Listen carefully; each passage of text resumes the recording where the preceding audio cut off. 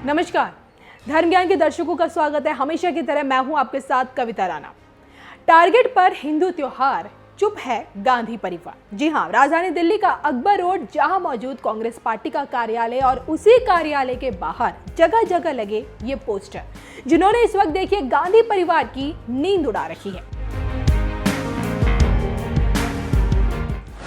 पहले सालासर बालाजी के मुख्य राम दरबार को ध्वस्त किया गया और अब मास्टर प्लान के नाम पर गहलोत सरकार ने शिव के प्राचीन मंदिर पर बुलडोजर क्या चलाया, यहाँ गांधी परिवार का सांस लेना मुश्किल हो गया। जी हाँ, हम उसी गांधी परिवार की बात कर रहे हैं जहां से आने वाले राहुल गांधी खुद को शिव भक्त बताते हैं, मंदिर मंदिर जाकर माथा टेकते हैं, अपने जने उधारी अवतार में मानसरोवर यात्रा करते हैं और जिनकी दादी देश की पूर्व प्रधानमंत्री इंदिरा गांधी जो 24 घंटे रुद्राक्ष धारण किए रहती थी, खुद को हिंदू धर्म के प्रति समर्पित करके रखती थी, आज उसी कांग्रेस की सरकार में जब 300 साल पुराने शिव मंदिर पर बुलडोजर चला तो गांधी परिवार की एक आवाज नहीं निकली, या फिर यूं कहें कि गांधी परिवार को सांप सूंघ गया। हाल ही में अतिक्रमण के नाम पर राजगढ़ में आने वाले इस 300 साल पुराने शिव मंदिर को बुलडोजर से ढाया गया।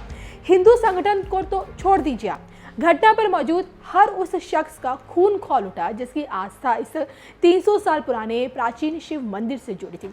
बुलडोजर से खंड खंड हो चुके मंदिर की इन तस्वीरों से जब प्रशासन का मन नहीं भरा तो देखिए कटर से शिवलिंग को काटने की भी भरपूर कोशिश की गई, जिसकी तस्वीरें सबसे ज्यादा सोशल मीडिया में वायरल हो रखी है।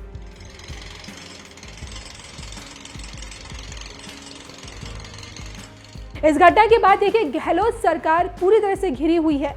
कांग्रेस के सेकुलरिज्म पर सवाल उठाए जा रहे हैं। प्रशासन की इस कार्रवाई को बीजेपी ने तो देखिए औरंगजेब वाली मानसिकता बता दी है, तो वहीं इस घटना का पूरा ठिकरा कांग्रेस और बीजेपी एक दूसरे पर थोप रही है।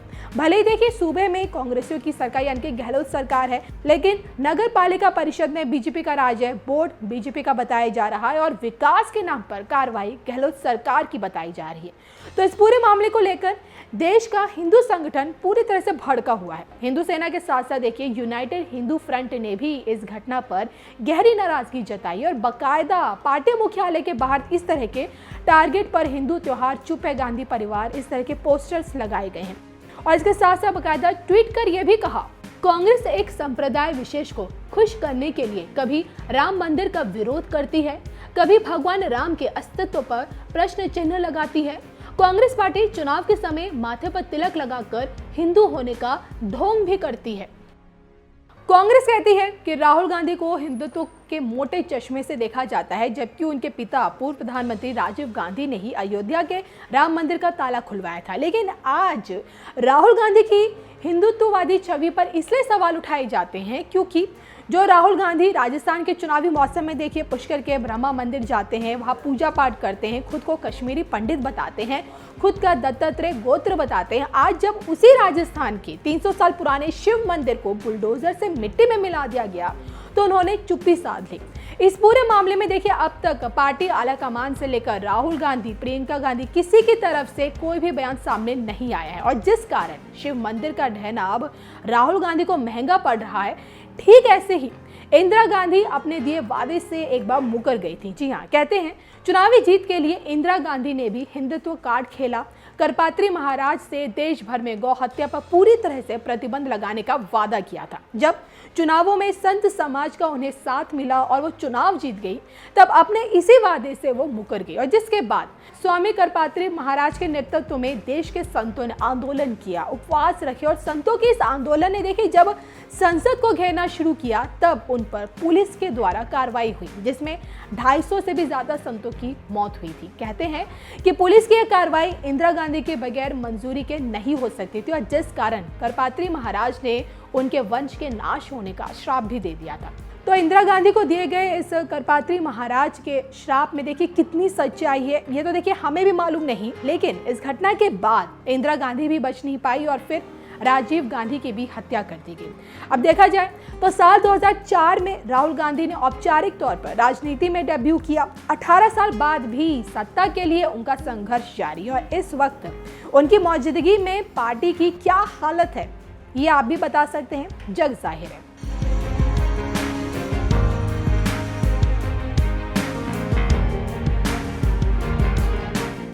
साथियों, आज केंद्र से भेजी पाई भी यहां ईमानदारी से लग रही है और इन्वेस्टर भी खुले मन से पैसा लगाने आ रहे हैं।